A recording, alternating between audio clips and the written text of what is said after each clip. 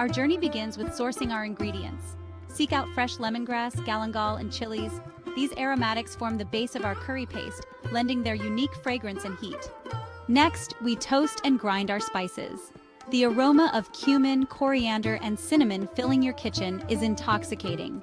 This step releases their oils, intensifying their flavor. Now it's time to create the heart of our curry, the paste. We blend the toasted spices with the aromatics, shrimp paste, and a touch of sweetness from palm sugar. This paste is the soul of our Massaman curry, infusing it with depth and complexity. While the paste simmers, we brown our meat, adding another layer of flavor.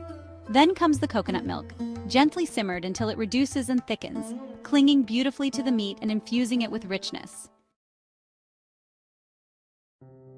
Section 5. The essence of Massaman, a sensory delight.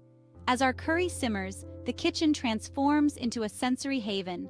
The rich aroma of toasted spices mingles with the sweet fragrance of coconut milk, creating an intoxicating perfume that fills the air.